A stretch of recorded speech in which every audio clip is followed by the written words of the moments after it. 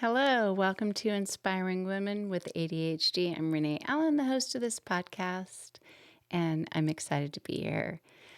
I am recording at night. That's a roadblock I've had in my mind of I can't record unless it's daytime because I need the sunshine to come through the window and it's dark as can be outside, and I'm recording. I figured out another way to do it.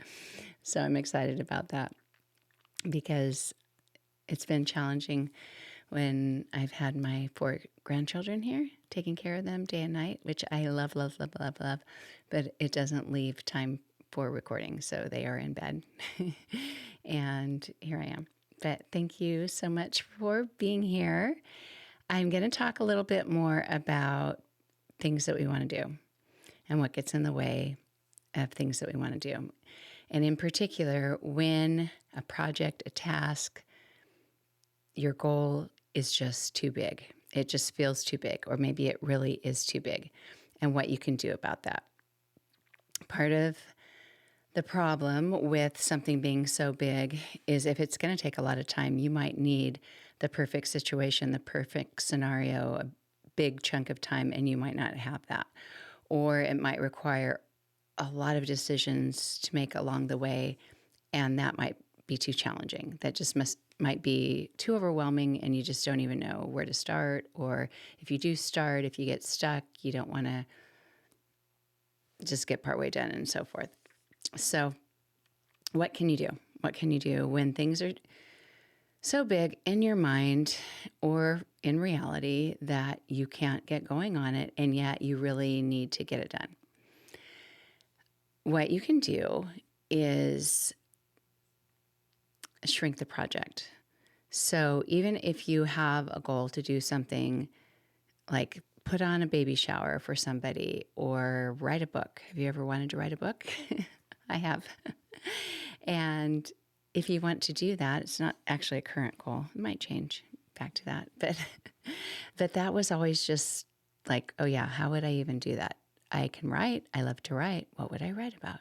You know, it's like you have a goal, but you don't really know what you want to do with it. What are the specifics with your goal? I want to organize my house, but what does that really look like? So sometimes it's just that you have the big picture goal, but you don't even have the first idea of how to begin that. You have the idea of finishing it or getting the benefit of it, but you don't know the little steps. You're not sure how to do it.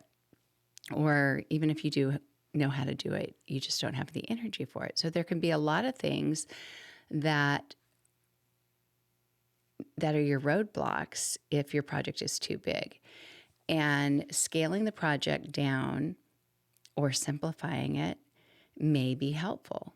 You want to throw a baby shower for a friend, but what you have in mind, you know, either you can't do financially or you can't do the way that you think you need to do it or the way you think that person wants you to do it or all the imaginary people in your mind that are going to come and what their expectation is. And if you have all these ideas that are stopping you from doing it and you don't end up doing it at all, what is the better scenario? Are you an all or nothing person? Are you someone who thinks, well, if it can't be done this way, I don't want to do it? Maybe there are times that I'm like that. And there are other times that I think, I want to do this. I want it to work out. I want it. I want the outcome. I want that person to feel cherished or that person to get to be surrounded by friends and loved ones and have a baby shower or whatever that is. I want to have people in my home. I want to host this event. And if you do, scaling it down, simplifying it, looking at all the ideas that you have and seeing what is more realistic, what is still doable and will still be nice, but doesn't have to be so expensive or so time consuming. There may have been a time of your life that you did have the energy or the patience or the time to do something at on a bigger scale. And maybe now it isn't the same. And maybe you still have the same expectation, but you don't have all those other resources that you once had. And just noticing that and giving yourself permission to not do it quite so big can be really beneficial. You could give yourself that break of not having to do something quite so big, or not having to do it in the way that you have in your mind, or that you think, or that you feel some kind of pressure to do. So just scaling it down can reduce the overwhelm of what you think it needs to be. It can take off all that pressure.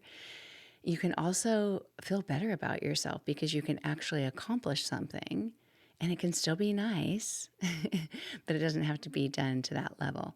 And something that's not as big, maybe as putting on a party or something, like just reorganizing the kitchen or something like that. You want to, you don't like how far you have to walk to put the silverware away as you unload the dishwasher, or how far you have to take the plates to the table. Or I don't know if you ever run into things like that, where you initially set it up and then later think this isn't actually functioning, isn't set up in a functional way. If you're picky about things like that, I can be picky about things like that. And I'm always looking for ways to improve. When I used to work in an office, I would think maybe I should have the drawer for this file closer to where I'm on the computer so I don't have to walk across the room. It's not that I'm lazy about walking across the room, but when you want to be able to be more productive, or be able to, I guess, just feel a little more organized in the process, or streamline the process, then you might need to redo it. And scaling down the idea of that can be helpful, meaning that you don't have to get it all done at once. You might just take care of this part of the kitchen, or this part of the office, or this part of your closet, and you work on that one drawer or that one cupboard, or just reducing the clutter, going through and getting rid of things first, and then seeing, well, maybe it will work. Now I have more room to do this here or there. And so just letting go of the idea of this needs to be a full Saturday project or a full weekend project, and just working on it for an hour. And it just gives you also the opportunity, if you start smaller, to improvise as you go, to build on it as you go. You start simple, and you might add on more later, or you might feel like, this was actually plenty. I didn't need to do as much as I initially thought. This is just great. And then you have more time. You haven't had to spend forever on that, or creating a bigger problem by having to move other things out of your schedule, or not do other things that might need to be done on top of that. But yeah, so there's just a lot of things, like, instead of I'm gonna start a new business, and maybe you will start a new business, but maybe you can't start a new business in a month. Maybe you can't do it in a weekend. I don't know who thinks they can do it in a weekend, but maybe somebody does. But you might just do one thing. You might just come up with a business plan, or set up a website, and that could take a month. It really could. There are a lot of things that take longer than what people promise they can be done in. Or if you feel like, I need to do an hour-long workout every day this week, instead you just decide, I'm going to walk into the gym every day this week. Just walk in, choose one area to work out in. Like, it might just be I walk over by the machines and I get on the treadmill, or I get on a bike, or I get on the rowing machine. And you might do that the whole time. You might not do it for a full hour. It might be 20, 30 minutes. And then you think, I think I'll go lift some weights, or I think I'll go stretch. And you take off the pressure of doing the big goal that you had. It doesn't mean that you can't do that eventually, especially if you really love it. But if that is getting in the way of you actually doing it because you think, I don't know if I can do that, and it just sounds too daunting, then simplify the goal. Redefine what the goal is, what the end goal is, and it might turn out that you are there for a full hour. It might turn out that you're just in there for 20, 30 minutes. But at least you get some exercise and you're able to complete that. instead of going on a big hike. I want to hike this mountain. You might do that sometimes, but other days you might just go for a short walk in your neighborhood. Just walk out the door and start walking and see what happens. Sometimes it's hard to simplify. That does involve making decisions, which could be challenging when you have ADHD. But if you even just take it and cut it in half and try doing half of it, or cut it in half and then cut it in half again, just doing, a pinch of it, a step of it. And even ask yourself, what is the tiniest task that I can take out of this, and just work on that. And you might really enjoy doing that. It might build from there, or that might be plenty. And then you can feel good about yourself. It gives that increase of dopamine of, yay, I got this done. I got this tiny task done. I got this small step done. And that is great.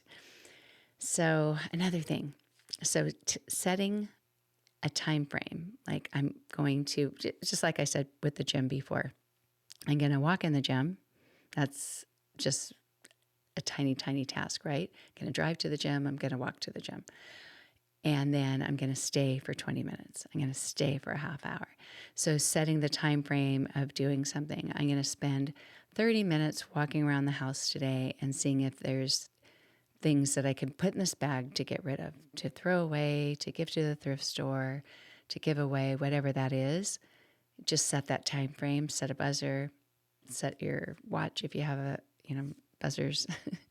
If you leave the kitchen, usually for me, the buzzer's in the kitchen, but I know a lot of people have that Alexa. They can just say, set it for 30 minutes or something. My daughter does that. And I think, why don't I think to do that?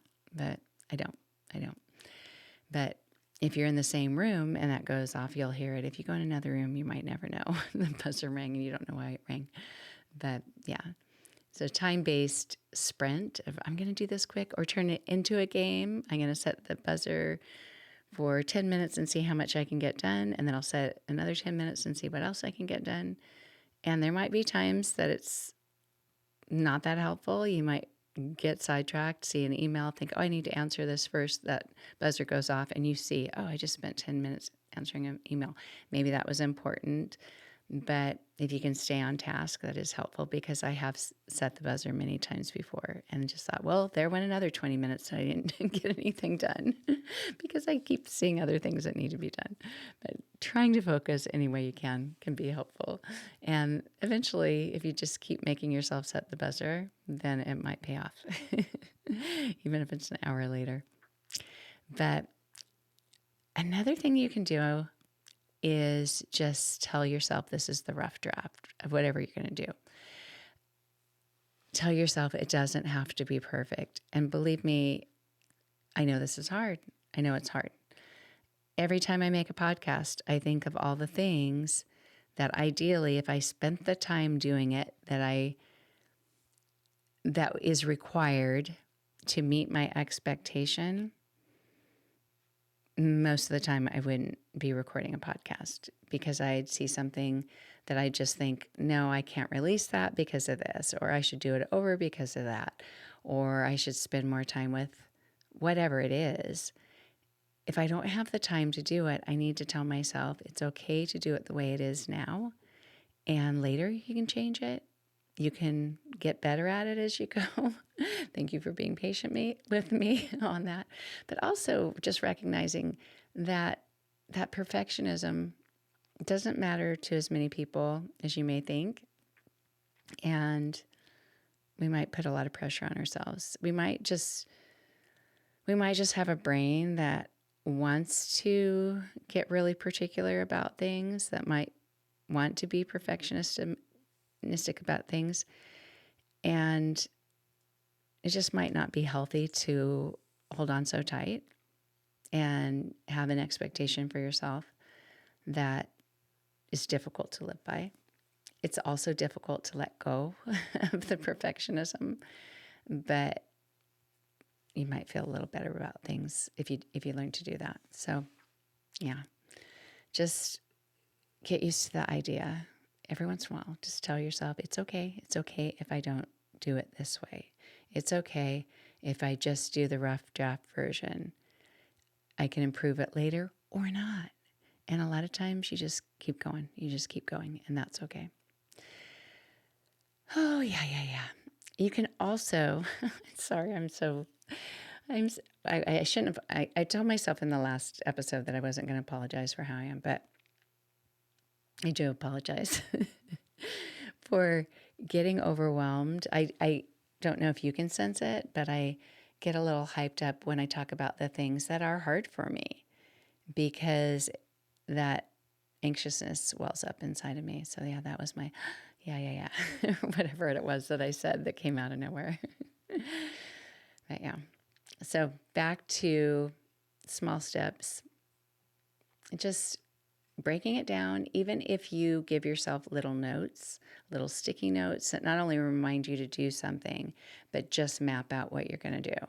First, I'm going to do this, then I'm going to do that, then I'm going to do this, then I'm going to do that. If you have a big meal to cook for a holiday or something, just doing that, writing the list. Sometimes I'll put the Post-its on the fridge because, a lot of the fridges don't have magnetic fronts anymore. And so I'll just put the Post-it note on there. That reminds me not only of what I plan to make, but helps me see it so I can just go, okay, this, then this, then this, then this. And it breaks it into those tasks, and it's easier to manage as I go instead of walking around like, the chicken with its head cut off, like, what am I doing next? What am I going to do next? So anyway, yeah, you don't have to climb the mountain every single day. You don't have to do the big, big thing. And identifying what that mountain is that you do need to climb. There may be times that you do need to climb a mountain, but not giving yourself so many to climb. I said this to my mom when I was visiting my mom and dad recently because I was helping him with a lot of very difficult tasks. They had just moved. They lived where they lived for 30 years. It's not where I grew up, but they were moving away from friends and loved ones and adjusting to living in a house with my brother while they're trying to sell their house and buy a house. And I was there mostly helping with all the bills and organizing what's paid, what's not paid. Can I get you set up online? They weren't set up online with hardly anything, and helping them see that that was a better way, all these things. And at one point, my mom came in and she was telling me about something that was becoming a big thing in her mind. I have no idea even what it was anymore.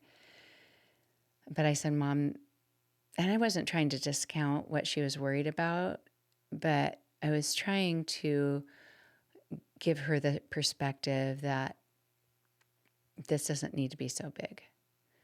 And I said, Mom, you have a lot of mountains to climb. Don't make this one of them. And it just came out of nowhere. But when I said it, I realized we often do that. We have real mountains to climb. We have things in life that are difficult. And if we have the power to take something that doesn't have to be that difficult, whether it's a task you need to do or a problem you need to solve or something you are emotionally involved with that maybe you can back away from and tell yourself it doesn't matter that much. Do I need to be as involved in this? Do I need to go so deep with this and have this take over my life right now? And if the answer is no, this doesn't need to be a mountain to climb, then don't make it a mountain. Make it a tiny little step. Make it a little leap off the porch and don't trip on it. That's how I've tripped a few times. But yeah, make it a safe leap off the porch and not a big mountain to climb. Yeah. Thank you so much. I know my episodes have been a little bit shorter lately, or maybe a lot shorter lately. And that is because life picks up. It sure does. It sure does. I am loving taking care of my grandchildren. It's bringing back so many fantastic memories for me of being a young mom, even though I'm not nearly as young, twice as old as I was when I had my fourth child. But I am loving it. It just doesn't allow as much freedom for being on here. Next week, I'll have short episodes too, hopefully 2 of them. after that, I'll be back home with just my normal life without my grandchildren. Next week I'll be with them, but hopefully I'll get some recorded before then. But thank you so much. And I'm getting closer to having my website built. That has definitely been a mountain to climb, but I'm starting to make my way through it, breaking it into tiny tasks so it's not so overwhelming. Yeah. Getting past those big things, or those things that are big, and just kind of taking it into chunks. You can't eat something gigantic all at once. You have to take tiny bites to be able to eat it, digest it, and maybe not eat it all in one day. So that is my little bit of advice for today. You're doing wonderful. I hope you know that. Having ADHD is not the easiest thing. In fact, I've been thinking of making some YouTube episodes just to get out there to the world to help people understand us. Not us understand us, but if you have someone in your life who's like this, or this, understand it's not easy for them. Be patient with them. Anyway, that's one of my new tiny tasks or something I need to break it down into tiny tasks, because I get these ideas and then what do you do with them? In fact, my grandson who's here, who has ADHD, told me that he wants to be somebody who decides what houses look like and draw drawings of them and decide how the building's going to look and be so people can build it that way. And I said, oh, that's what an architect is. And he said, yeah, and I would be a really good architect. And I said, why is that? He's 9. And he said, because with my ADHD, I have so many ideas all the time. I would have so many ideas of how these houses could look. And I thought that is fantastic. That is fantastic that he's understanding himself and that I understand him. It makes me really happy. But thank you so much for being here. Feel free to go to my website, even if you just see a partially made website, renee-allen.com. I'm finally getting my email set up there because I had to transfer things around. I haven't been able to email as much. Oh dear, I'm trying to move my bangs and it's sideways. It's backwards on the camera. If you're watching on YouTube, I usually have a mirror behind my laptop so I can see what my real way to move my hair is if it's bothering me.